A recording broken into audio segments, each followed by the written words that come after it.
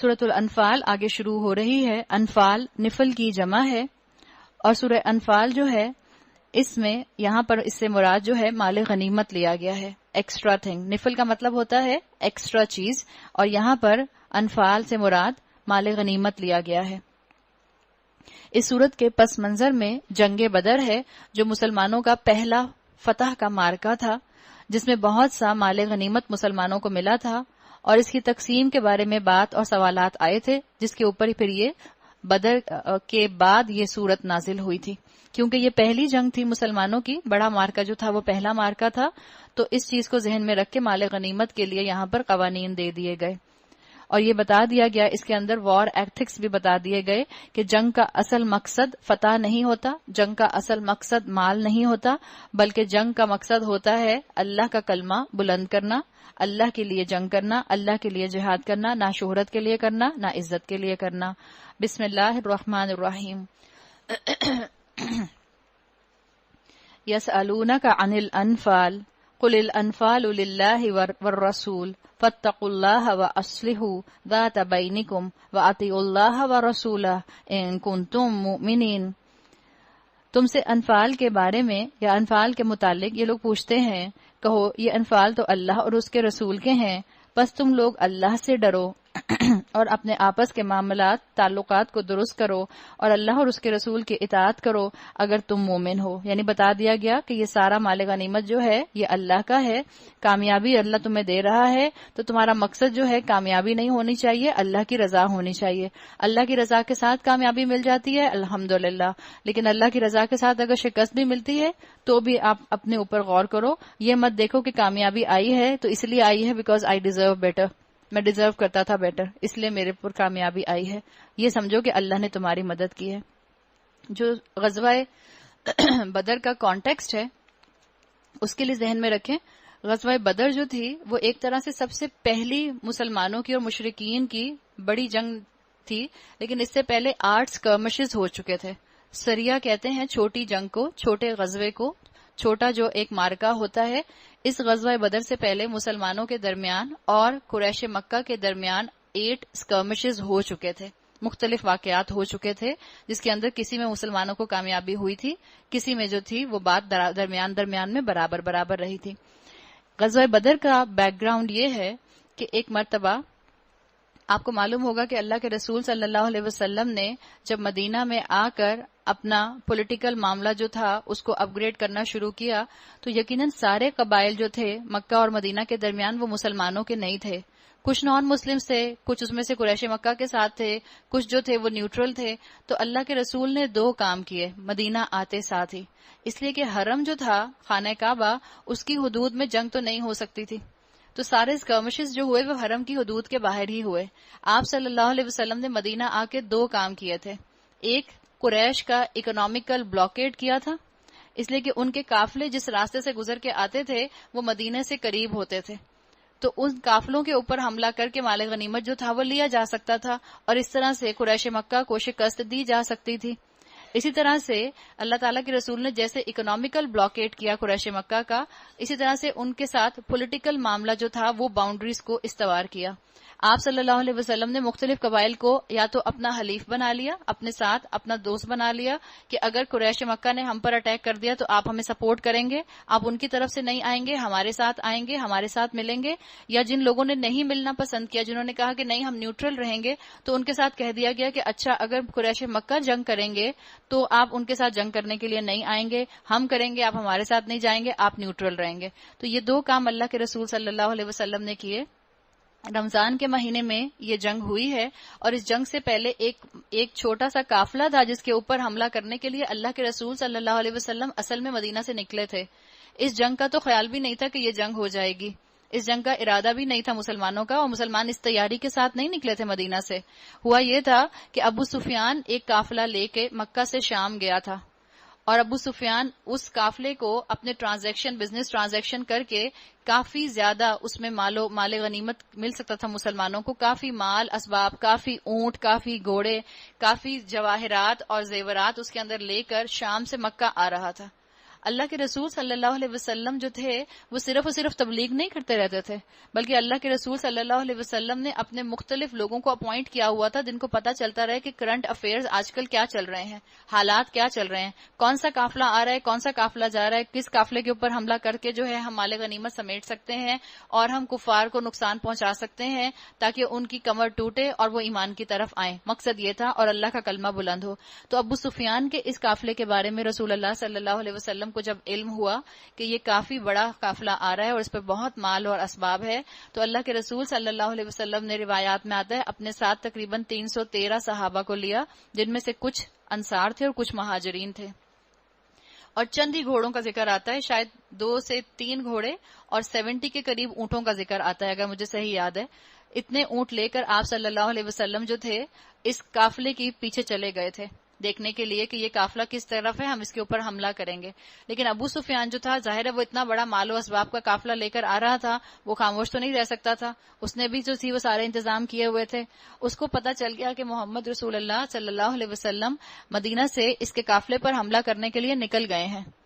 تو اس نے فوراً مکہ میں ایک اپنا بندہ بھیجا اور وہاں سے کہا کہ مجھے سپورٹ چاہیے، مجھے آ کر مدد کرو، میں اتنی جلدی قافلہ اتنا بڑا لے کر، اتنے اونٹوں کا، اتنے گھوڑوں کا اتنی جلدی لے کر مکہ نہیں پہنچ سکتا، راستے میں مدینہ کا راستہ آئے گا اور اس کٹ کے اوپر جو ہے مسلمان مجھ پر حملہ کر دیں گے.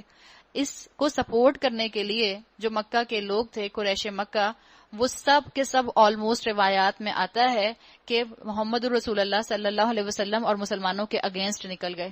اور روایات میں آتا ہے کہ تقریباً ہر انسان جنگ کے لیے نکلا، جو نہیں گیا اس نے اپنی جگہ کسی کو اپوائنٹ کر کے بھیج دیا، جو نہیں گیا اس نے گھوڑا دے دیا، جو نہیں گیا اس نے اونٹ دے دیا. 1000 کے قریب کفار جو تھے، ٹوٹل 1300 کے نمبر آتا ہے، 1300 نکلے تھے، جس میں سے 1000 جو تھے وہ یہ پہنچے تھے اس مقام پر جہاں پر بدر ہوئی تھی، اور مسلمانوں کا نمبر 313 آتا ہے. اور آپ کو پتہ ہے یہ مارکا جو ہوا تھا، اس مارکے کے اندر 70 کفار قتل ہو گئے تھے اور 70 کو قیدی بنا لیا گیا تھا. تو مسلمانوں کا پہلا مارکا تھا اور پہلے ہی مارکے میں اللہ تعالیٰ نے ان کو بہت بڑی فتح دے دی تھی. اور اس فتح کے بعد جب مال غنیمت کی ڈسٹریبیوشن کی بات آئی، عرب کے اندر جو روایات تھیں، جب تک قرآن میں احکامات نہیں آتے تھے، جب تک انہی روایات کو فالو کیا جاتا تھا جو یا تو موسیٰ علیہ السلام کے شریعت کی ہوتی تھیں یا عرب کے اندر جو چلی آ رہی تھیں. تو عرب کی یہ روایت چلی آ رہی تھی کہ مال غنیمت کے اندر جب مال غنیمت ڈیوائیڈ ہوتا تھا، جس فوجی کو جتنا مل جائے، بس کوئی رول نہیں ہوتا تھا کہ کون ڈسٹریبیوٹ کرے گا، کس کو کتنا ملے گا، کتنے پرسنٹیج میں ملے گا، جس کو جتنا مل جائے مال غنیمت وہ فوجی لے لیا کرتا تھا. آپ صلی اللہ علیہ وسلم کے ذریعے جب مسلمانوں کو اتنی بڑی فتح نصیب ہوئی تو پھر یہ بتا دیا گیا، رولز اور ریگولیشنز دے دیے گئے کہ مال غنیمت کے اندر جو ہے وہ کسی کا حصہ نہیں ہے، اللہ اور اللہ اس کے رسول کا ہے. سچے اہل ایمان تو وہ لوگ ہیں جن کا دل اللہ کا ذکر سن کے لرز جاتا ہے، اور جب اللہ کی آیات ان کے سامنے پڑھی جاتی ہیں تو ان کا ایمان اور بڑھ جاتا ہے. وجلت قلوبہم اذا تلیت علیہم آیاتہ زادتہم ایمانا. اللہ ان کے ایمان کو بڑھا دیتا ہے اور وہ اپنے رب پر اعتماد کرتے ہیں. جو نماز قائم کرتے ہیں اور جو کچھ ہم نے ان کو دیا ہے، یعنی نماز قائم کرتے ہیں، اپنا وقت لگاتے ہیں اللہ کی راہ میں، اور جو کچھ ہم نے ان کو دیا ہے، یعنی جو مال اللہ نے ان کو دیا ہے، جو نعمتیں دی ہیں، جو صلاحیتیں دی ہیں، وہ سب اللہ کی راہ میں خرچ کرتے ہیں. ایسے ہی لوگ حقیقی مومن ہیں. سرٹیفکیٹ دے دیا گیا مسلمانوں کو کہ ایسے لوگ اصل میں حقیقی مومن ہیں. ان کے لیے ان کے رب کے پاس بڑے درجے ہیں، قصوروں سے درگزر ہے اور بہترین رزق ہے. تو بتا دیا گیا یہاں پر حقیقی مومن کی صفات. آپ اگر گنیں تو حقیقی مومن کی یہاں پر 5 صفات بیان کر دی گئی ہیں. اللہ کے حق ادا کرنے کھڑے ہوں اور آپ کو اگر کبھی لگے کہ آپ سے لوگوں کے حق میں بیلنس نہیں ہو رہا، اور یہ اکثر ہوتا ہے، آپ اللہ کے حقوق ادا کرنے کھڑے ہوتے ہیں تو آپ کے دل میں یہ خیال آنے لگ جاتا ہے شاید میں گھر میں وقت نہیں دے رہی، شاید میں صحیح طرح سے بچوں کو ٹائم نہیں دے رہی، شاید میں صحیح طرح سے شوہر کو ٹائم نہیں دے رہی، شاید میں صحیح طرح سے امی کے پاس نہیں بیٹھ رہی. بیلنس کرنے کی ہم ساری زندگی کوشش کرتے رہیں، اسی میں آپ کی اور میری زندگی نکل جائے گی. آپ کو اور مجھے کبھی بھی کنفرم پتہ نہیں چل سکتا کہ اچھا تم نے پرفیکٹ بیلنس کر لیا. اسی بیلنس کرتے رہنے کا نام زندگی ہے. بیلنس کیا کیسے جائے گا؟ اللہ کی آیات کے ساتھ جڑ کے. اللہ تعالیٰ مجھے اور آپ کو کہتا ہے کسی کا حق نہ مارو. ماں باپ کو ماں باپ کا حق دے دو، بہن بھائیوں کو بہن بھائیوں کا حق دے دو، شوہر کو، اقربا کو اس کا حق دے دو. جب آپ ان کے حقوق دیتے ہوئے اپنے معاملات کو اللہ کے ساتھ نبھائیں گی تو انشاءاللہ پھر بیلنس آٹومیٹیکلی آ جائے گا، اور اللہ قصوروں سے معاف کرنے والا ہے. 19-20 تو ہو ہی سکتا ہے. ظاہری بات ہے یہ ممکن نہیں ہے کہ آپ اور میں اپنے گھروں سے بھی نکلیں اور ہمارے پیچھے ہمارے گھروں میں کام کرنے والے بالکل ویسی ڈسٹنگ کریں جیسی ڈسٹنگ آپ کے اور میرے سامنے ہوتے ہوئے کرتے ہیں. ممکن نہیں ہے. ہم مانتے ہیں اس بات کو، لیکن ہم کس کاز کے لیے نکل رہے ہیں اس کاز کو تو دیکھیں. تو اللہ نے بھی کہا کہ اگر کہیں غلطی ہو جائے گی تو اللہ قصوروں سے درگزر کرنے والا ہے.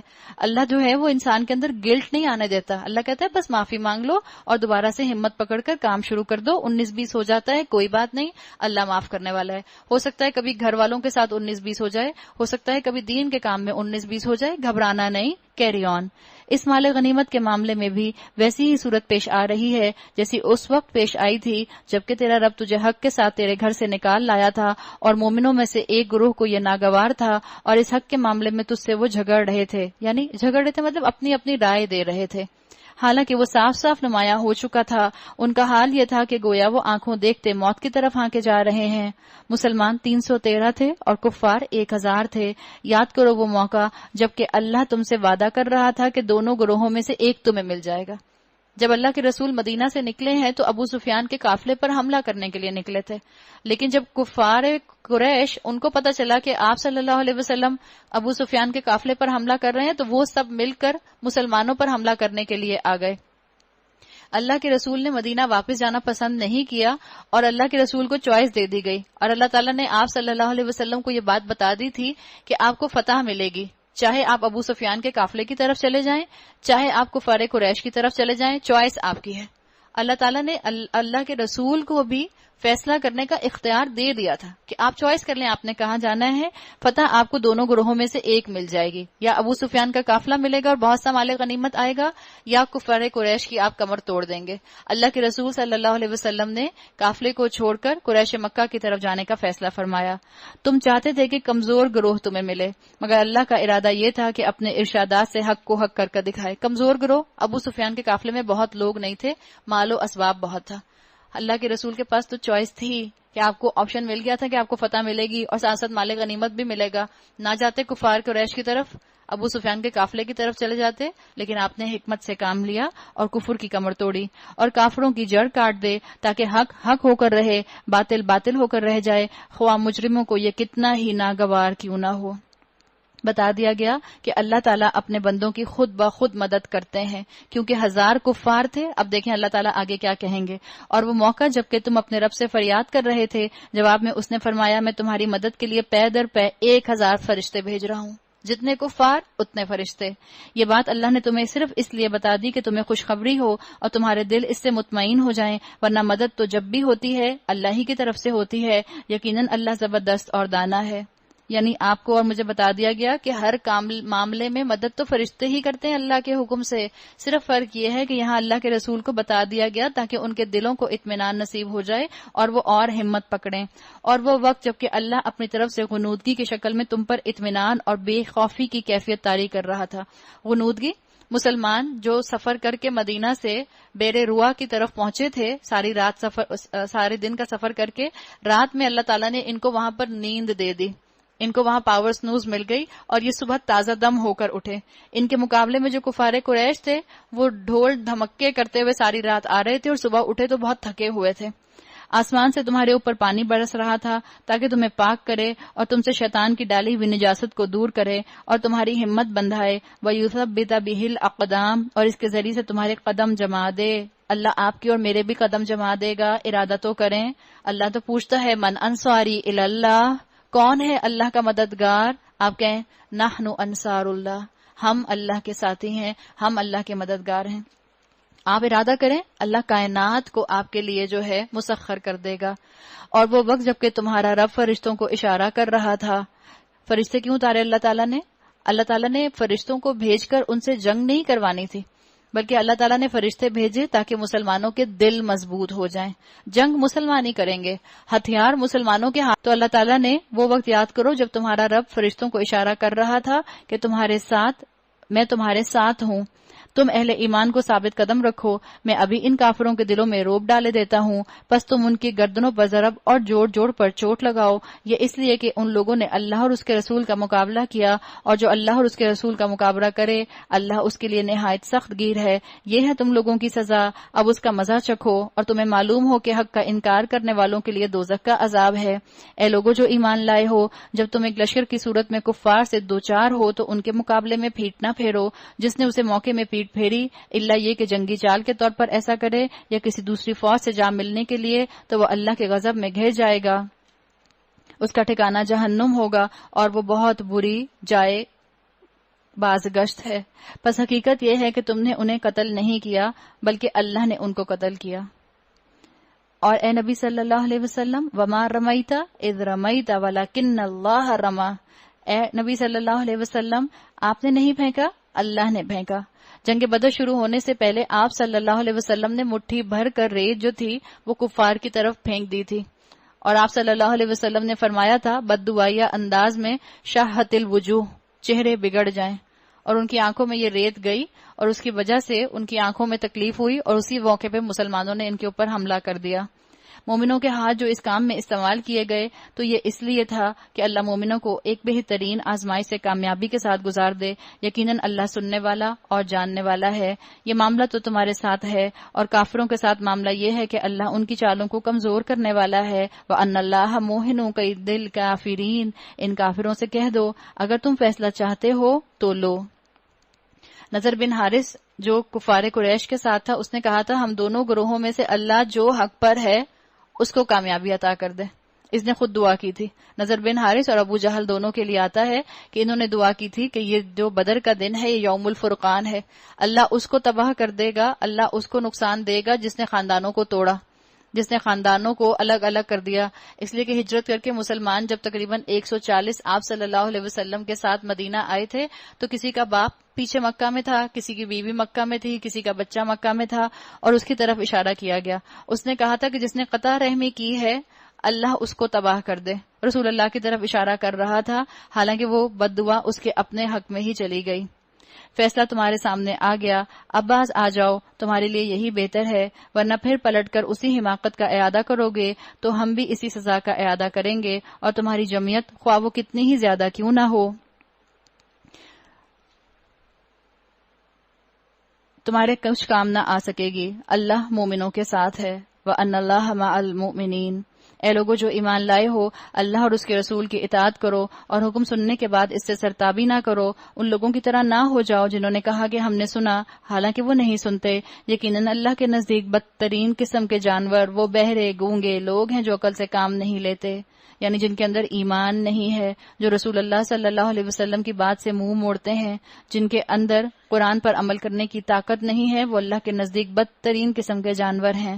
اگر اللہ کو معلوم ہوتا کہ ان میں کچھ بھی بھلائی ہے تو وہ ضرور انہیں سننے کی توفیق دیتا، لیکن بھلائی کے بغیر اگر وہ ان کو سنواتا تو بے رخی کے ساتھ منہ پھیر جاتے۔ اللہ نہ کرے کہ اللہ ہمارے دلوں پر ایسی مہر لگا دے۔ اے لوگو جو ایمان لائے ہو اللہ اور اس کے رسول کی پکار پر لبیک کہو، جبکہ رسول تمہیں اس چیز کی طرف بلائے جو تمہیں زندگی بخشنے والی ہے، اور جان رکھو کہ اللہ آدمی اور اس کے دل کے درمیان حائل ہے، اسی کی طرف تم سمیٹے جاؤ گے۔ یعنی کیا؟ ہدایت کے لیے جب دروازہ اندر سے کھلے تو اسے بند نہ ہونے دینا۔ اپرچونٹی جو ہے وہ بار بار نہیں آتی، اپرچونٹی ڈز ناٹ ناک ٹوائس، بار بار موقع نہیں آئے گا۔ اور بچو اس فتنے سے جس کی شامت مخصوص طور پر صرف انہی لوگوں تک محدود نہ رہے گی جنہوں نے تم میں سے گناہ کیا ہو، جان رکھو اللہ سخت سزا دینے والا ہے۔ یاد کرو وہ وقت جبکہ تم تھوڑے تھے، زمین میں تم کو بے زور سمجھا جاتا تھا، تم ڈرتے رہتے تھے کہ کہیں تمہیں مٹا نہ دیں وہ لوگ، پھر اللہ نے تم کو جائے پناہ مہیا کر دی، تمہارے ہاتھ مضبوط کیے، تمہیں اچھا رزق دیا۔ کیوں؟ تاکہ تم مست ہو کر اللہ کو بھول جاؤ، تاکہ تم اللہ کی پرواہ نہ کرو؟ نہیں، اللہ نے کیا کہا؟ لعلکم تشکرون، شاید کہ تم شکر ادا کرو۔ اس اسٹرینتھ کو آخرت بنانے میں لگاؤ جو تمہیں اللہ نے نعمتوں کے ذریعے دی ہے۔ اے لوگو جو ایمان لائے ہو جانتے بوجھتے اللہ اور اس کے رسول کے ساتھ خیانت نہ کرو۔ آپ کو اور مجھے کہا جا رہا ہے جانتے بوجھتے رسول اللہ صلی اللہ علیہ وسلم کی سنتوں کو مت ٹھکراؤ، جانتے بوجھتے سنتوں کو زندہ کرنے کا جو موقع ملتا ہے اس کو اگنور مت کر دو، جو تمہارے سامنے اللہ کے احکامات آ رہے ہیں ان کو مت ریجیکٹ کر دو، عمل میں لے کر آؤ۔ اپنی امانتوں میں غداری کے مرتکب نہ ہو اور جان رکھو وَاعْلَمُوا أَنَّمَا أَمْوَالُكُمْ وَأَوْلَادُكُمْ فِتْنَةٌ، تمہارے مال اور تمہاری اولاد حقیقت میں سامان آزمائش ہے۔ اللہ نے پرائرٹی بتا دی ہے کہ یہ تو تمہارے لیے آزمائش ہے، مال بھی اور اولاد بھی، لیکن ہم اپنی اگر پرائرٹی دیکھیں، پرائرٹی نمبر 1 اللہ ہوتا ہے؟ نہیں، پرائرٹی نمبر 1 مال، پرائرٹی نمبر 2 اولاد، پرائرٹی نمبر 3 گھر، پرائرٹی نمبر 4 کاروبار، پرائرٹی نمبر 5 خاندان۔ اللہ کہاں ہے؟ پتہ نہیں کہاں ہے، ہمیں تو یاد ہی نہیں ہے۔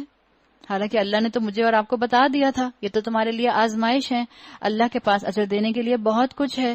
اے لوگوں جو ایمان لائے ہو، اگر تم خدا ترسی اختیار کرو گے تو اللہ تمہارے لیے کسوٹی بہم پہنچا دے گا اور تمہاری برائیوں کو تم سے دور کر دے گا، تمہارے قصور معاف کرے گا۔ اللہ بڑا فضل فرمانے والا ہے۔ وہ وقت بھی یاد کرنے کے قابل ہے جبکہ منکرین حق تیرے خلاف تدبیریں سوچ رہے تھے کہ تجھے قید کر دیں یا قتل کر ڈالیں یا جلا وطن کر دیں۔ جتنا واضح حق معاشرے میں جو پیش کرے گا اتنا ہی بڑا یقیناً ریاکشن اپوزیشن اس کی آئے گی، اس کو فیس کرنا پڑے گا۔ اللہ کے رسول نے بھی کیا، یہاں پر بات آ گئی۔ مکہ میں شدید بیک لیش آیا تھا دعوت پیش کرنے کا۔ اپنے ہی رشتہ دار ان کے جو تھے اللہ کے رسول صلی اللہ علیہ وسلم کے کس طرح کا سلوک کیا کرتے تھے۔ آپ کا وشیس اینیمی تھا ابو جہل، وشیس اینیمی تھا ابو لہب۔ سوچ لیں، تو اپوزیشن تو آئے گی۔ وہ اپنی چالیں چل رہے تھے، یاد رکھیں اللہ اپنی چال چل رہا تھا، اور اللہ سب سے بہتر چال چلنے والا ہے۔ جب ان کو ہماری آیات سنائی جاتی تھیں تو کہتے تھے ہاں سن لیا ہم نے، ہم چاہیں تو ایسی ہی باتیں بنا سکتے ہیں، یہ تو وہی پرانی کہانیاں ہیں جو تم سے پہلے لوگ کہتے چلے آ رہے ہیں۔ وہ بھی بات یاد ہے جو انہوں نے کہی تھی، خدایا اگر یہ واقعی حق ہے تیری طرف سے تو ہم پر آسمان سے پتھر برسا دے یا کوئی دردناک عذاب ہم پر لے آ۔ ضد کا انداز، کٹ جائیں گے مانیں گے نہیں، ٹوٹ جائیں گے جھکیں گے نہیں، یہ انداز۔ اس وقت تو اللہ ان پر عذاب نازل کرنے والا نہ تھا۔ آپ کو معلوم ہوگا کہ اللہ تعالیٰ نے دیکھیں سورہ اعراف کے بعد سورہ انفال کو رکھا ہے۔ یہ تو مصحف کی ترتیب ہے نا، ترتیب ویسے جو ترتیب نزولی ہے وہ تو مختلف ہے۔ مصحف کے اندر سورہ اعراف کے بعد اللہ تعالیٰ نے سورہ انفال کو رکھا ہے، اور سورہ اعراف میں اللہ تعالیٰ نے بہت سی قوموں کے تباہ ہونے کا ذکر کر دیا۔ جن قوموں نے رسولوں کو جھٹلایا اللہ نے ان پر عذاب ڈالا اور ان کو ختم کر دیا، ملیا میٹ کر دیا، جیسے کہ وہ دنیا میں بسے ہی نہ تھے۔ اللہ تعالیٰ نے پھر سورہ انفال میں ذکر کیا قریش مکہ کی پہلی شکست کا، اور اسکالرز کہتے ہیں، جو سیرہ لکھنے والے اسکالرز ہیں وہ کہتے ہیں کہ قریش مکہ کے اوپر عمومی عذاب نہیں آیا جیسے باقی قوموں کے اوپر آیا، اس لیے کہ رسول اللہ صلی اللہ علیہ وسلم ایک ان میں موجود تھے، دوسرا ان لوگوں میں سے اکثر میں خیر تھی۔ آپ دیکھیں بڑے بڑے لوگ جو کہ فتح مکہ تک ایمان نہیں لائے تھے، اس کے بعد وہ ایمان لے آئے تھے۔ ابو سفیان بھی فتح مکہ کے قریب ایمان لایا تھا، تو بہت سے اور لوگ بھی ایمان لے آئے تھے، ان میں خیر تھا۔ تو اللہ تعالیٰ نے ان کو عمومی عذاب میں مبتلا نہیں کیا، لیکن قریش مکہ کے لیے آتا ہے کہ ان پر 2 عذاب کی قسطیں ضرور آئیں۔ ایک عذاب کی قسط وہ کہتے ہیں کہ بدر کی شکل میں آئی، اور ایک عذاب کی قسط ان کے اوپر 9 ہجری میں آئی تھی جب حجۃ الوداع ہوا تھا، جب کہہ دیا گیا تھا کہ یا تو ایمان لے آؤ یا مکہ کی سرزمین چھوڑ کر چلے جاؤ۔ تو یہ 2 عذاب کی شکلیں تھیں جو ان کے اوپر آئی تھیں۔ اس وقت تو اللہ ان پر عذاب نازل کرنے والا نہ تھا جبکہ تو ان کے درمیان موجود تھا، یعنی رسول اللہ صلی اللہ علیہ وسلم، اور نہ اللہ کا یہ قاعدہ ہے کہ لوگ استغفار کر رہے ہوں اور وہ ان کو عذاب دے دے، یعنی استغفار امان کے طور پر موجود ہے عذاب سے۔ اگر آپ اور میں ڈرتے ہیں کہ کوئی ایسی نیچرل کلائمیٹی آئے جس سے ہمیں نقصان پہنچ جائے تو ہمیں چاہیے کہ ہم خوب دعائیں کریں کہ اللہ تعالیٰ ہمیں عذاب سے محفوظ رکھے اور خوب استغفار کریں۔ لیکن اب کیوں نہ وہ ان پر عذاب نازل کرے جبکہ وہ مسجد حرام کا راستہ روک رہے ہیں، حالانکہ وہ اس مسجد کے جائز متولی نہیں ہیں۔ اس کے جائز متولی تو صرف اہل تقویٰ ہی ہو سکتے ہیں، مگر اکثر لوگ اس بات کو نہیں جانتے۔ بیت اللہ کے پاس ان لوگوں کی نماز کیا ہوتی ہے؟ الا مکعا و تصدیہ، بس سیٹیاں بجاتے اور تالیاں پیٹتے ہیں۔ میوزک کے نام کے اوپر عبادت، یا میوزک کو عبادت میں شامل کر لینا، عبادت میں رنگینی کیا ہمارے ہاں نظر آتی ہے؟ ان کی عبادت کچھ نہیں ہوتی مگر سیٹیاں بجاتے ہیں اور تالیاں پیٹتے ہیں۔ قوالی، میں جب قوالی دیکھتی تھی مجھے ہمیشہ اس چیز کا ہی خیال آتا تھا۔ اب تو خیر میرا خیال آتی بھی نہیں ہے قوالی، نہیں آتی نا؟ آتی ہے۔ قوالی میں بالکل یہی ہوتا ہے، کہنے کو وہ اللہ کا نام لے رہے ہیں، رسول اللہ صلی اللہ علیہ وسلم کا نام لے رہے ہیں، اور وہ عبادت سمجھ کے قوالی کر رہے ہوتے ہیں۔ میوزک اور سیٹیاں، عرس میں کیا ہوتا ہے؟ رنگینی، دھمال، ڈانسنگ درویش. ہمارا کلچر ہے. ہمارا کلچر ڈانسنگ درویش نہیں ہے. نعوذ باللہ. صحابہ نے ڈانس کر کر کے دین پھیلایا؟ صحابہ نے ڈھول بجا بجا کے دین پھیلایا؟ نہیں. یہ ہمارا کلچر نہیں ہے. یہ ہمارے کلچر کے اندر امیلگمیشن ہو گئی ہے.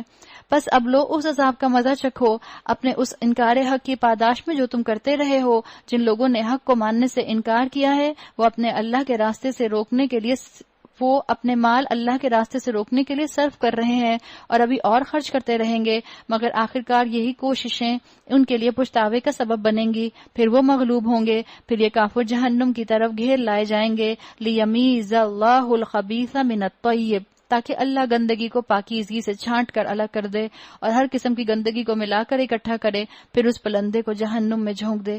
یہی لوگ اصل میں دیوالیاں ہیں. آپ دیکھ لیں. اور یہ حقیقت ہے کہ کفر کے لیے کتنا مال خرچ کیا جاتا ہے.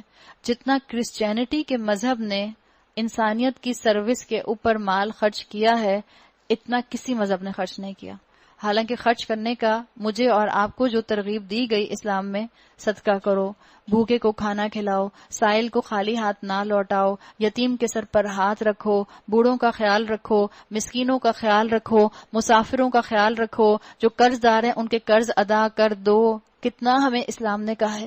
لیکن آپ دیکھتے ہیں، آپ ابھی بھی خود بھی دیکھ سکتی ہیں، آپ گوگل سرچ کر کے دیکھ لیں، کرسچینٹی کے اندر کتنا زیادہ ہیومینیٹیرین کازز کے اوپر خرچ کیا گیا ہے. تو اللہ تعالیٰ نے بتا دیا کہ اللہ تعالیٰ جو ہے وہ اپنے معاملے کو، جو مال دیتا ہے اس مال کو اللہ کی راہ میں خرچ کرو جیسے اور لوگ کر رہے ہیں. یہ چیز ہم نہیں سیکھتے. کتنا زیادہ ان کے اندر اس چیز کے اندر سختی ہے استعمال کرنے کی. اور آپ دیکھیں کئی علاقوں کے انٹیریئر کے تو مسلمان کرسچن ہو گئے صرف اس لیے کہ عیسائیوں نے آ کے ان پر اتنا خرچ کیا، ان کو اتنی پروویژن دی زندگی کی، اتنی ان کو نیسیسٹیز آف لائف پرووائڈ کی کہ جو کسی مسلمان نے کبھی نہیں کی. مرتد ہو گئے، پھر گئے اپنے دین سے، کرسچینٹی میں چلے گئے اس لیے کہ انہوں نے خرچ کیا. تو لوگوں کا دل جیتنے کے لیے ایک یہ میدان بھی ہے. اللہ نے تمہیں مال دیا ہے، اللہ کی راہ میں خرچ کرو، ریسورس لگاؤ اللہ کی راہ میں. اے نبی صلی اللہ علیہ وسلم، ان کافروں سے کہو کہ اگر اب بھی باز آ جائیں تو جو کچھ پہلے ہو چکا اسے درگزر کیا جائے گا، لیکن اگر یہ پچھلی روش کا اعادہ کریں گے تو گزشتہ قوموں کے ساتھ جو کچھ ہو چکا سو ہو چکا، وہ سب کو معلوم ہے. اب مقصد بتا دیا. وَقَاتِلُوهُمْ حَتَّى لَا تَكُونَ فِتْنَةٌ وَيَكُونَ الدِّينُ كُلُّهُ لِلَّهِ. اے لوگو جو ایمان لائے ہو، ان کافروں سے جنگ کرو یہاں تک کہ فتنہ باقی نہ رہے اور دین پورے کا پورا اللہ کے لیے ہو جائے. پھر اگر وہ فتنے سے رک جائیں تو ان کے اعمال کا دیکھنے والا اللہ ہے، اور اگر وہ نہ مانے تو جان رکھو اللہ تمہارا سرپرست ہے اور وہ بہترین حامی اور مددگار ہے. اسلام میں جنگ کا مقصد بتا دیا گیا. اللہ کے دین کی اشاعت ہے، اللہ کے دین کا پروپیگیشن ہے. مسلمانوں کی اخلاقی تربیت کی ہے ان آیات کے ذریعے قرآن نے. جنگ کا مقصد بتا دیا گیا کہ جنگ کا مقصد صرف یہ ہے کہ اس خطے کے اوپر، دنیا کے اوپر نظام اسلام نافذ ہو جائے. کسی پر جنگ کرنے کا مقصد ظلم کرنے کا مقصد نہیں ہے، کسی کی اپنی پرسنل گلوری نہیں ہے، کسی کی اپنی پرسنل فتح نہیں ہے، صرف امن قائم کرنا مقصد ہے. سورہ انفال میں آپ کو فتح منانے کے آداب بھی مل جائیں گے کہ فتح کے نشے میں، فتح کے شوق میں اپنی ذات کو اعلیٰ نہ سمجھنے لگنا، اپنے آپ کو ڈاؤن ٹو ارتھ رکھنا. آپ صلی اللہ علیہ وسلم نے اوفینسو اینڈ ڈیفینسو دونوں جنگیں لڑی ہیں. آپ کو معلوم ہوگا جنگ احزاب ڈیفینسو تھی اور جنگ بدر اوفینسو تھی. لیکن مقصد یاد رکھیں، سب جنگوں کا مقصد کیا تھا؟ Have war in order to have peace. اور بدر کے لیے آپ کو بتا دیا کہ بدر کی پلاننگ مسلمانوں نے کی نہیں تھی، یہ تو مارکا پیش آ گیا اللہ کے حکم سے. اور تمہیں معلوم ہو کہ جو کچھ مال غنیمت تم نے حاصل کیا ہے اس کا 5واں حصہ اللہ اور اس کے رسول اور اس کے رشتہ داروں اور یتیموں اور مسکینوں اور مسافروں کے لیے ہے اگر تم ایمان لائے ہو. اور اس چیز پر فیصلے کے روز یعنی دونوں فوجوں کے مٹ بھیڑ کے دن ہم نے اپنے بندے کی مدد کی تھی.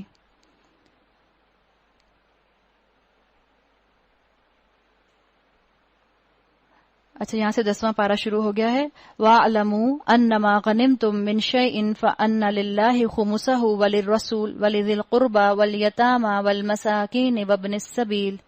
تمہیں معلوم ہو کہ جو کچھ مال غنیمت تم نے حاصل کیا ہے اس کا 5واں حصہ اللہ اور اس کے رسول اور رشتہ داروں اور یتیموں اور مسکینوں اور مسافروں کے لیے ہے، اگر تم ایمان لائے ہو اللہ پر اور اس چیز پر جو فیصلے کے روز یعنی دونوں فوجوں کے مڈ بھیڑ کے دن ہم نے اپنے بندے پر نازل کی تھی، تو یہ حصہ بخوشی ادا کرو، اللہ ہر چیز پر قادر ہے۔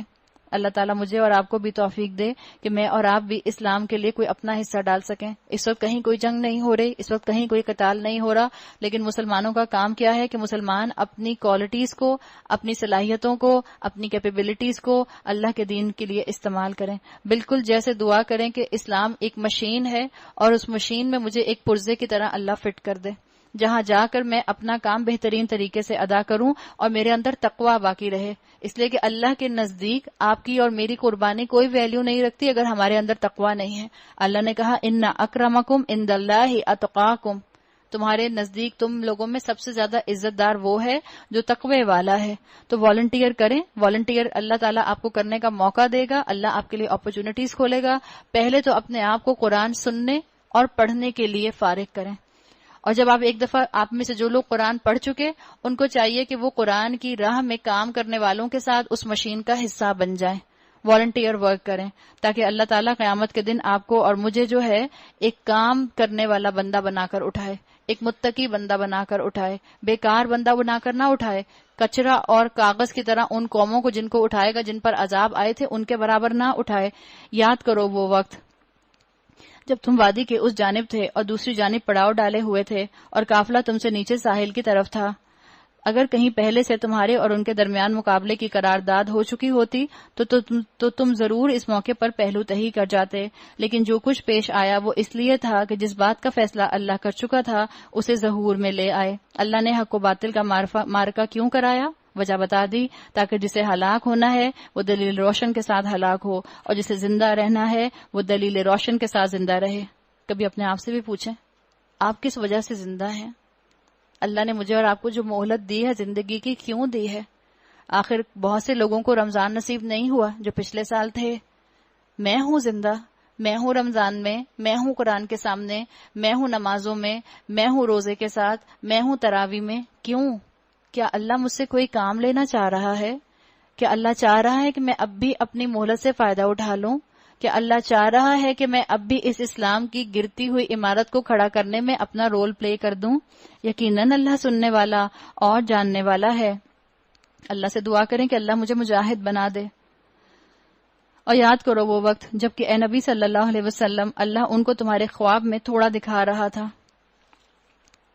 اور اگر کہیں وہ تمہیں ان کی تعداد زیادہ دکھا دیتا تو ضرور تم لوگ ہمت ہار جاتے اور لڑائی کے معاملے میں جھگڑا شروع کر دیتے، لیکن اللہ ہی نے اس سے تمہیں بچایا، یقیناً وہ سینوں کے حال تک جانتا ہے۔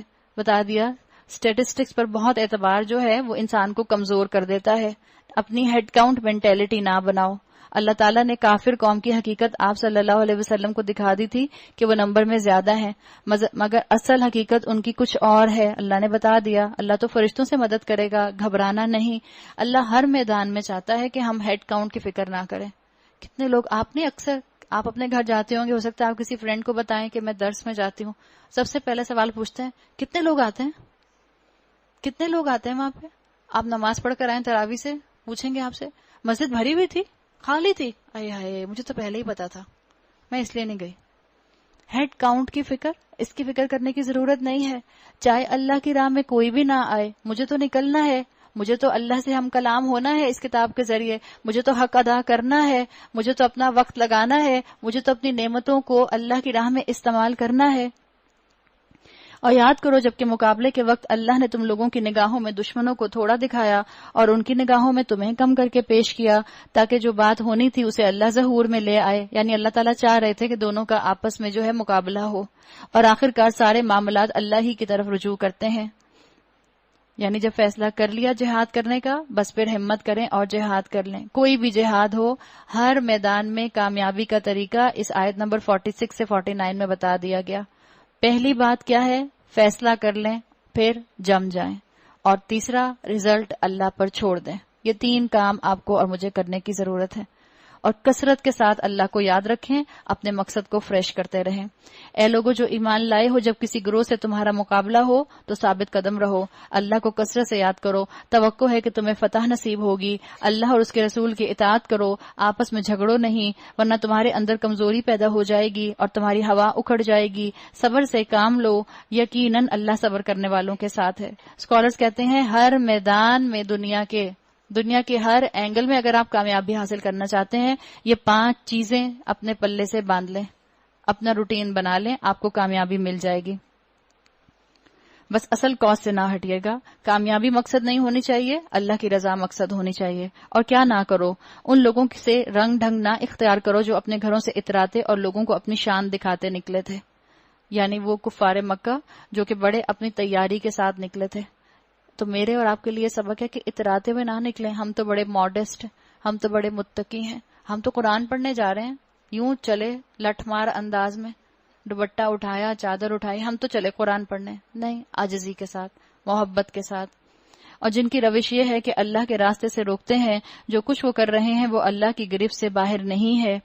ذرا خیال کرو اس وقت کا جبکہ شیطان نے ان لوگوں کے کرتوت ان کی نگاہوں میں خوشنما بنا کر دکھائے تھے، یعنی ان کا گلیمر جو تھا وہ اس کے ساتھ نکلے تھے، ڈھول بجاتے ہوئے، گانے گاتے ہوئے، تالیاں پیٹتے ہوئے۔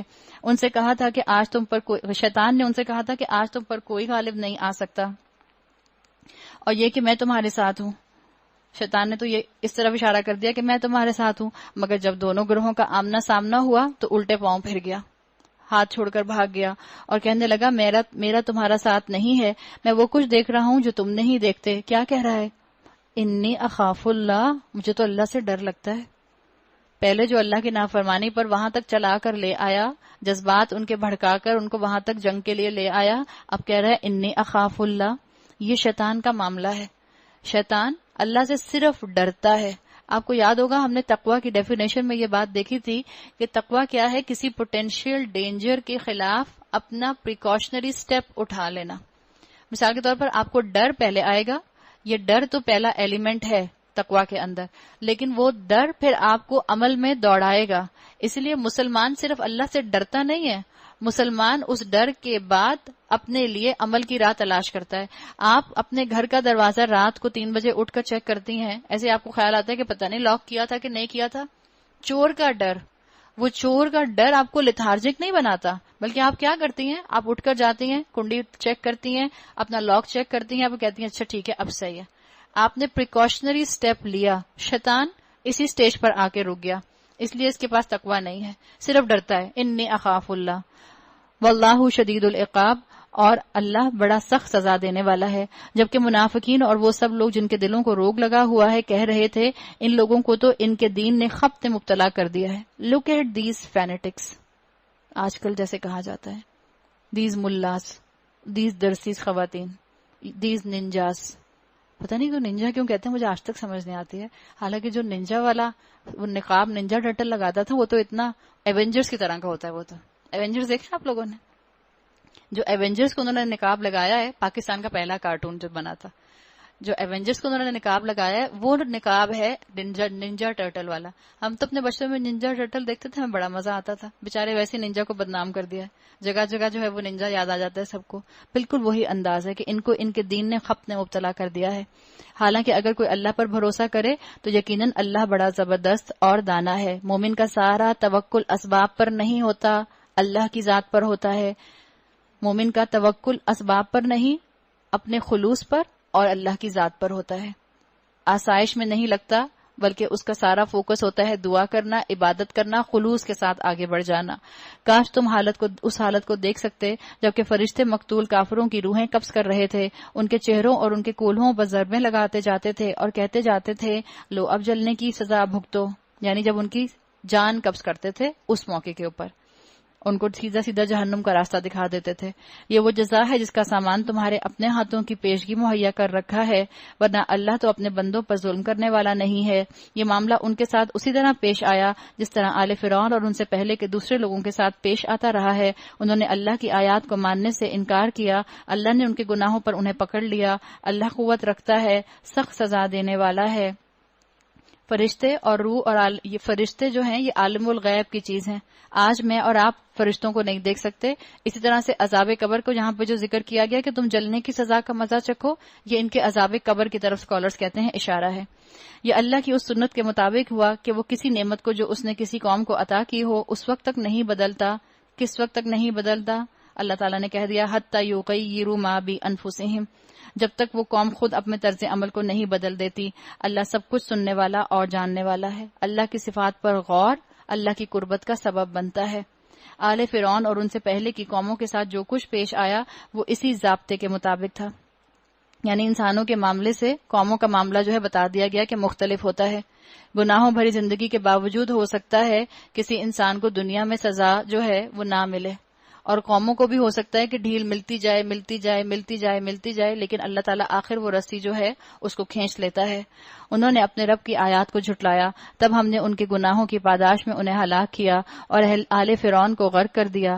یہ سب ظالم لوگ تھے. یقیناً اللہ کے نزدیک زمین پر چلنے والی مخلوق میں سب سے بدتر وہ لوگ ہیں جنہوں نے حق کو ماننے سے انکار کر دیا پھر کسی طرح وہ اسے قبول کرنے پر تیار نہیں، خصوصاً ان میں سے وہ لوگ جن کے ساتھ تو نے معاہدہ کیا پھر وہ ہر موقع پر اس کو توڑتے ہیں اور ذرا اللہ کا خوف نہیں رکھتے. پس اگر یہ تمہیں لڑائی میں مل جائیں تو ان کی ایسی خبر لو کہ ان کے بعد دوسرے لوگ جو ایسی روش اختیار کرنے والے ہوں ان کے حواس باختہ ہو جائیں.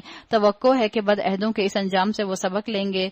اگر کبھی تمہیں کسی قوم سے خیانت کا اندیشہ ہو، یعنی وہ اپنا عہد پورا نہ کرے، اوپر سے تو دوستی کا ہاتھ بڑھائے، اندر سے سازش کرے تمہارے خلاف، اوپر سے معاہدہ کرے، اندر سے تمہارے دشمن کے ساتھ مل جائے، تو اس معاہدے کو اعلانیہ اس کے آگے پھینک دو. انٹرنیشنل پالیسی بتا دی گئی. یہاں بتا دیا گیا کہ اگر کوئی تمہارے ساتھ ایسا معاملہ کرتا ہے تو پھر تم اس کے ساتھ اپنا معاملہ ختم کر سکتے ہو. ہمارے ہاں اگر آپ کو لگے کہ کوئی اوپر سے تو آپ کو ایڈ دیتا ہے لیکن اندر ہی اندر جو ہے وہ آپ کی پیٹھ میں چھرا گھومتا ہے تو آپ اس کے ساتھ اپنے سارے معاملات جو ہیں انٹرنیشنل لیول کے ختم کر سکتے ہیں. یقیناً اللہ خائنوں کو پسند نہیں کرتا. اللہ سے دعا کریں کہ اللہ ہماری آنکھوں کو خیانت سے پاک کر دے. اللہم طہر قلبی من النفاق وعملی من الریا ولسانی من الکذب وعینی من الخیانہ فإنک تعلم خائنۃ الأعین وما تخفی الصدور. اللہ کے رسول صلی اللہ علیہ وسلم دعا کیا کرتے تھے.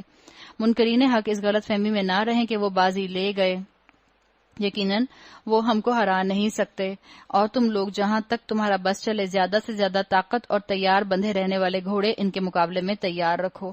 یعنی پوری قوت کے ساتھ تیاری کرو، اور اس قوت کا تم اگر ڈسپلے کرتے ہو تو یہ اترانے کے اندر نہیں آئے گا، دشمن کو دکھانے کے لیے آئے گا.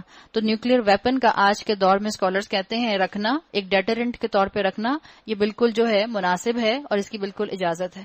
نیوکلیر ویپن اس لیے رکھنا تاکہ کسی کی ہمت نہ ہو کہ آپ کے اوپر جو ہے حملہ کرے، اور طاقت کا اظہار اس لیے کرنا جیسے ہمارے ہاں 23 مارچ کو ہوتی ہے پریڈ، اور اس کے اندر جو ہے وہ مختلف طاقت کا اظہار کیا جاتا ہے، اس کی اجازت ہے تاکہ دشمن جو ہے وہ آپ کی طرف آنکھ اٹھا کر نہ دیکھے، تاکہ اس کے ذریعے سے اللہ کے اور اپنے دشمنوں کو اور ان دوسرے اعداء کو خوفزدہ کر دو جنہیں تم نہیں جانتے مگر اللہ جانتا ہے. اللہ کی راہ میں جو تم خرچ کرو گے اس کا پورا پورا بدلہ تمہیں پلٹا کر دیا جائے گا اور تمہارے ساتھ ہرگز ظلم نہ ہوگا. اے نبی صلی اللہ علیہ وسلم، اگر دشمن صلح و سلامتی کی طرف مائل ہوں تو تم بھی اس کے لیے آمادہ ہو جاؤ اور اللہ پر بھروسہ کرو، یقیناً وہی سب کچھ سننے اور جاننے والا ہے. اور اگر وہ دھوکے کی نیت رکھتے ہوں تو تمہارے لیے اللہ کافی ہے. وہی تو ہے جس نے اپنی مدد سے اور مومنوں کے ذریعے سے تمہاری تائید کی. یہاں مومنوں سے مراد صحابہ ہیں جو آپ صلی اللہ علیہ وسلم کی آنکھ کا اشارہ سمجھا کرتے تھے. مسلمانوں کو امت بن کر دکھایا گیا اور اس میں سب سے پہلے جو ماڈل انسان تھے وہ صحابہ تھے. انہوں نے قرآن اور احادیث پر بہترین طریقے سے عمل کیا اور مومنوں کے دل ایک دوسرے کے ساتھ جوڑ دیے. اگر آپ اور میں چاہتے ہیں کہ آج ہمارے دل ایک دوسرے کے ساتھ جڑ جائیں، بالکل جیسے صحابہ کے مواخات کے ذریعے جڑے تھے، بردرہڈ میں جڑے تھے، ایک دوسرے سے محبت اور ایثار ہوئی تھی، تو دو چیزوں کو تھام لیں، قرآن اور رسول اللہ صلی اللہ علیہ وسلم کی سنت. انشاءاللہ مسلمان امت جڑ کر کھڑی ہو جائے گی. اور اپنی الفت کا مین جو سپریم پرسنالٹی رکھیں وہ اللہ کی ذات رکھیں. میں کیوں لوگوں سے محبت کروں؟ اس لیے کہ اللہ نے کہا ہے کہ اپنی امت میں ایک دوسرے کے ساتھ جڑ کر رہو. تم روئے زمین کی ساری دولت بھی خرچ کر ڈالتے تو ان لوگوں کے دلوں کو نہ جوڑ سکتے تھے. مگر وہ اللہ ہے جس نے ان لوگوں کے دل جوڑے، یقیناً وہ بڑا زبردست اور دانا ہے۔ اللہ ہے جو علیم بذات الصدور ہے، اللہ نے دل جوڑے۔ اللہ میری اور آپ کی زندگیوں میں دل جوڑے گا کیسے؟ ایک طریقہ اور بھی ہے۔ زیادہ تر ہمارے دل پھٹتے ہیں ہمارے رشتہ داروں سے، ہمارے دوستوں سے ہمارے دل نہیں خراب ہوتے، ہمارے ملنے والوں سے، دور دور سے ملنے والوں کے، کبھی کبھی ملنے والوں سے ہمارے دل خراب نہیں ہوتے، ہمارے اپنے رشتہ داروں سے دل خراب ہوتے ہیں۔ اس کے لیے ایک اچھا طریقہ یہ ہے کہ آپ اپنے آپ کو پازیٹیو ایکٹیویٹیز میں مصروف کر لیں۔ جب آپ پازیٹیو ایکٹیویٹیز میں مصروف رہیں گے تو آپ کو گھریلو سیاست کے اندر پڑنے کا ٹائم ہی نہیں ملے گا، اور جب ٹائم نہیں ملے گا تو آپ کے معاملات انشاءاللہ سب کے ساتھ درست رہیں گے۔ آپ اپنا حق ادا کریں گی، مصروف ہو جائیں گی، اپنا حق ادا کریں گی، مصروف ہو جائیں گی۔ آپ زندگی کے بڑے بڑے ایشوز کو خاموشی سے ہینڈل کر جائیں گی۔ آپ کے لیے بڑے بڑے مسائل، اس لیے آپ کے پاس ٹائم ہی نہیں ہوگا۔ مثال کے طور پر آپ کو پتا چلا کہ آپ کے گھر میں آپ کی جٹھانی کی ماسی نے ان کے ساتھ کوئی بات غلط کی ہے۔ اب اگر آپ گھر میں فارغ بیٹھی ہوں گی تو آپ اور آپ کی جٹھانی بیٹھ کر گھنٹوں اس کو ڈسکس کرتی رہیں گی۔ وہ ایسے آئی تھی، ایسے دوپٹہ پکڑا، ایسے کھڑی ہوئی، کمر پر ہاتھ رکھا۔ اتنا پکچر پوسٹ کرنے کی کیا ضرورت ہے؟ اور اگر آپ کو جانا ہے مثال کے طور پر قرآن کی کلاس میں، آپ کہیں گے اچھا انا للہ و انا الیہ راجعون، اللہ اس کو ہدایت دے، اچھا میں چلتی ہوں، پھر ملتے ہیں شام میں۔ بات ختم۔ آپ نے اس کی نوکرانی کے لیے دعا بھی کر دی، ان کو صبر کی تلقین بھی کر دی، اور اپنے کام پہ چل پڑے۔ تو اگر الفت ڈالنا چاہتے ہیں ہم، تو ایک طریقہ یہ بھی ہے کہ اپنے آپ کو پازیٹیو ایکٹیویٹیز میں آپ انوالو کر لیں، اللہ آپ کا ظرف اعلیٰ کر دے گا انشاءاللہ۔ پھر الفت جو مختلف آپ کو احادیث سے معاملات ملتے ہیں کہ الفت کیسے پیدا ہوتی ہے۔ اسکالرز کہتے ہیں ایک دوسرے کو سلام کرنے سے الفت پیدا ہوتی ہے، ایک دوسرے کو مسکرا کر دیکھنے سے الفت پیدا ہوتی ہے، ایک دوسرے کو کھانا کھلانے سے الفت پیدا ہوتی ہے، تانا نہ دینے سے الفت پیدا ہوتی ہے، یعنی آپ کسی کو تانا نہ دیں، اس سے بھی انشاءاللہ دلوں میں الفت اور محبت پیدا ہوگی، اور دوسروں کی خدمت کرنے سے بھی الفت پیدا ہوتی ہے۔ اللہ تعالیٰ مجھے اور آپ کو مومنوں کے دل جوڑنے میں سب سے اعلیٰ مقام رکھنے کی توفیق عطا فرمائے۔ اے نبی صلی اللہ علیہ وسلم، تمہارے لیے اور تمہارے پیرو اہل و ایمان کے لیے بس اللہ کافی ہے، بس اللہ کی فکر کرو۔ اے نبی صلی اللہ علیہ وسلم، مومنوں کو جنگ پر ابھارو۔ کہاں چھپائیں گے اس آیت کو؟ اللہ کے رسول نے تو اس بات کو عمل میں کر کے دکھا دیا۔ قرآن میں یہ آیت لکھی ہے، ہم مسلمان کہتے ہیں نہیں نہیں، اللہ نے یہ تھوڑی کہا ہے جنگ کرو، اللہ نے کہا ہے، اللہ کے رسول نے کہا ہے سب سے بڑا جہاد وہ ہے جو تم اپنے نفس سے کرو۔ یہاں کیا لکھا ہے؟ مومنوں کو جنگ پر ابھاریے۔ تو اللہ تعالیٰ نے آپ کو اور مجھے یہاں پر یہ حقیقت بتا دی، اور ہم پہلے بھی بات کر آئے ہیں کہ چاہے ڈیفینسو وار ہو چاہے اوفینسو وار ہو، امن قائم کرنے کے لیے، اللہ کا کلمہ بلند کرنے کے لیے جنگ لڑی جا سکتی ہے۔ حقیقت بتا دی گئی ہے، لا تکون فتنۃ، اگر آپ کا نیت ہے تو انشاءاللہ وہ جنگ آپ کو جو ہے جہاد کا اور قتال کا اجر دے گی۔ اگر تم میں سے 20 آدمی صابر آدمی ہوں تو وہ 200 پر غالب آئیں گے، اگر 100 آدمی ایسے ہوں تو منکرین حق میں سے 1000 آدمیوں پر بھاری رہیں گے، کیونکہ وہ ایسے لوگ ہیں جو سمجھ نہیں رکھتے۔ اچھا، اب اللہ نے تمہارا بوجھ ہلکا کیا اور اسے معلوم ہوا کہ ابھی تم میں کمزوری ہے، پس اگر تم میں 100 آدمی صابر ہوں تو وہ 200 پر، اور 1000 آدمی ایسے ہوں تو 2000 پر اللہ کے حکم سے غالب آئیں گے، اور اللہ ان لوگوں کے ساتھ ہے جو صبر کرنے والے ہیں۔ بدر کے بعد بہت سے لوگ مسلمان ہوئے، مگر ان میں ابھی بھی کمزوری تھی، تو صحابہ کی بات یہاں پر نہیں کی گئی، بلکہ یہ ان کی بات ہے کہ اگر وہ کچھ کمزوری تم میں ہے تو اگر تم 100 ہو تو 200 پر بھاری آؤ گے۔ صحابہ کا معاملہ تو وہی تھا جو پہلے بیان کر دیا گیا۔ یہاں ان مسلمانوں کی بات ہے جو ابھی نئے نئے مسلمان ہوئے مدینہ میں اور ابھی ان کی تربیت نہیں ہوئی۔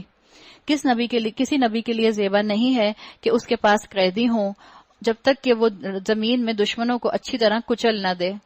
بدر میں جو قیدی آئے تھے ان کی طرف اشارہ آئے گا۔ تم لوگ دنیا کے فائدے چاہتے ہو، حالانکہ اللہ کے پیش نظر آخرت ہے، اللہ غالب اور حکیم ہے۔ یہاں بتا دیا گیا کہ جو قیدی آئے ہیں ان کے ساتھ کیا معاملہ رکھا جائے۔ اللہ کی طرف سے اللہ کی منشا تو یہ تھی کہ ان کو جنگ کے دوران ہی قتل کر کے ختم کر دیا جاتا تاکہ کفر کی کمر ٹوٹ جاتی۔ اگر اللہ کا نوشتہ پہلے نہ لکھا جا چکا ہوتا تو جو کچھ تم لوگوں نے لیا ہے اس کی پاداش میں تم کو بڑی سزا دی جاتی۔ بس جو کچھ تم نے مال حاصل کیا ہے اسے کھاؤ کہ وہ حلال اور پاک ہے، اور اللہ سے ڈرتے رہو، یقیناً اللہ درگزر کرنے والا اور رحم فرمانے والا ہے۔ اے نبی صلی اللہ علیہ وسلم، تم لوگوں کے قبضے میں جو قیدی ہیں ان سے کہو اگر اللہ کو معلوم ہوا کہ تمہارے دلوں میں کچھ خیر ہے تو وہ تمہیں اس سے بڑھ چڑھ کر دے گا جو تم سے لے لیا گیا ہے۔ یعنی قیدیوں تک کو اسلام انسینٹیو دیتا ہے قیدیوں تک کو اللہ تعالیٰ ترغیب دے رہے ہیں کہ پلٹ آؤ اللہ کے دین کی طرف، پلٹ آؤ اللہ کی طرف، وہ تمہاری خطائیں معاف کر دے گا۔ کوئی ایسا دین ہو سکتا ہے اتنا خوبصورت؟ اللہ درگزر کرنے والا اور رحم فرمانے والا ہے۔ قرآن ایسی کتاب ہے جو انسانیت کی تربیت کی کتاب ہے، قیدیوں تک کی تربیت کر رہی ہے۔ لیکن اگر وہ تیرے ساتھ خیانت رکھتے ہیں یعنی ٹریٹر ہیں تو اس سے پہلے وہ اللہ کے ساتھ خیانت کر چکے ہیں، چنانچہ اسی کی سزا اللہ نے انہیں دی کہ وہ تیرے قابو میں آ گئے۔ اللہ سب کچھ سنتا اور جانتا ہے۔ جن لوگوں نے ایمان قبول کیا اور ہجرت کی، اب ہجرت کا ذکر آ رہا ہے، اسٹرگلنگ ٹو دا utmost جہاد کی بات ہے۔ جنہوں نے ایمان قبول کیا، ہجرت کی، اللہ کی راہ میں اپنی جانیں دیں، جانیں لڑائیں یعنی خوب کوششیں کی، اپنے مال کھپائے۔ انصار کی طرف اجازت ہے کہ انہوں نے بردرہڈ کا پورا مظاہرہ کیا۔ مسلمان جب ان کے پاس آئے انہوں نے اپنے گھروں کے 2 حصے کر دیے، اپنے کاروبار کے 2 حصے کر دیے، اپنے باغات کے 2 حصے کر دیے۔ کسی کی 2 بیویاں تھیں تو اس نے ایک بیوی جو تھی اس کو طلاق دے کر اپنے بھائی کو دے دی، ان کی طرف اشارہ ہے۔ اور جن لوگوں نے ہجرت کرنے والوں کو جگہ دی، ان کی مدد کی، وہی دراصل ایک دوسرے کے ولی ہیں۔ رہے وہ لوگ جو ایمان لے آئے مگر ہجرت کر کے دارالسلام میں آ نہیں گئے تو ان سے تمہاری ولایت کا کوئی تعلق نہیں، یعنی اب اگر تمہارا کوئی بھی رشتہ دار مدینہ کے علاوہ مکہ میں رہ گیا ہے تو اب ان کا اور تمہارا کوئی تعلق نہیں ہے۔ جو مسلمان تھے وہ مدینہ میں آ گئے تاکہ مسلمان ایک جگہ آ کر امت بنے، اسٹرینتھ بنے اور مسلمانوں کے اندر جسمانی مضبوطی آئے، جب تک کہ وہ ہجرت نہ کر جائیں۔ اللہ تعالیٰ نے اشارہ کر کے بتا دیا یہاں پر کہ اگر تمہارے کچھ رشتہ دار مکہ میں موجود ہیں تو یا تو وہ ہجرت کر کے مدینہ آ جائیں یا پھر وہ تم سے اپنا تعلق ختم کر دیں۔ ہاں اگر وہ دین کے معاملے میں تم سے مدد مانگے تو ان کی مدد کرنا تم پر فرض ہے، لیکن کسی ایسی قوم کے خلاف نہیں جس سے تمہارا معاہدہ ہو۔ جو کچھ تم کرتے ہو اللہ اسے دیکھتا ہے۔ جو لوگ منکر حق ہیں وہ ایک دوسرے کی حمایت کرتے ہیں۔ اگر تم یہ نہ کرو گے یعنی تم اگر معاہدوں کا احترام نہ کرو گے تو زمین میں فتنہ اور بڑا فساد برپا ہوگا۔ اللہ تعالیٰ نے یہاں ہجرت کی بات کر دی۔ جہاں تک ہجرت کی بات ہے، آپ کی اور میری ہجرت جو ہے یوں سمجھ لیں جسمانی ہجرت نہیں ہے، اس لیے کہ آج کوئی بھی دارالاسلام ایسا سچ نہیں ہے، تو آپ اور میں جسمانی ہجرت تو نہیں کرتے۔ آپ کی اور میری ذہنی ہجرت ہوتی ہے، آپ کی اور میری عقیدے کی ہجرت ہوتی ہے، آپ کی اور میری سوچ اور عادات کی ہجرت ہوتی ہے۔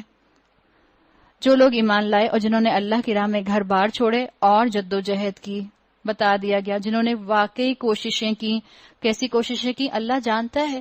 اگر آپ نے اپنی عادات کو بدلنے کی اللہ کی خاطر کوشش کی ہے، اللہ جانتا ہے۔ یہ جو عادتیں ہوتی ہیں یہ بالکل پنجروں کی طرح ہوتی ہیں، ان پنجروں سے، ان کیجز سے آپ کو اپنے آپ کو آزاد کرانا ہوتا ہے، اور خاص طور پر اگر یہ عادتیں اللہ اور اللہ کے رسول کی نافرمانی کے اندر بنی ہوئی ہیں تو مجھے اور آپ کو اپنے آپ کو ان سے آزاد کرانا ہے، اور ان سے آزاد کرانے کی چابی قرآن ہے۔ اگر ہم اپنی غلط عادت کے کیج کو کھولنا چاہتے ہیں تو قرآن کی چابی استعمال کریں۔ اللہ تعالیٰ مجھے اور آپ کو اسٹرینتھ دے دے گا۔ اور جنہوں نے پناہ دی اور مدد کی وہی سچے مومن ہیں، ان کے لیے خطاؤں سے درگزر ہے، یعنی ہجرت کا مرحلہ چل رہا ہوتا ہے اس کی طرف ذکر ہے انصار اور مہاجرین کی طرف، اور بہترین رزق ہے جو لوگ بعد میں ایمان لائے اور ہجرت کر کے آ گئے، تمہارے ساتھ مل کر جہاد کرنے لگے اور وہ بھی تم میں شامل ہیں، مگر اللہ کی کتاب میں خون کے رشتہ دار ایک دوسرے کے زیادہ حقدار ہیں۔ وَأُولُو الْأَرْحَامِ بَعْضُهُمْ أَوْلَى بِبَعْضٍ فِي كِتَابِ اللَّهِ۔ اللہ کے نزدیک تمہارے جو رشتہ دار ہیں وہ تمہارے زیادہ حقدار ہیں۔ ان اللہ بکل شیء علیم، یقیناً اللہ ہر چیز کو جانتا ہے۔ حضرت علی رضی اللہ عنہ کے مطابق یہ صورت اپنے ہاتھ میں تلوار لے کر پیدا ہوئی ہے، اس کے لیے انہوں نے کہا تھا۔ اچھا جی، اب آئیے آگے اگلی صورت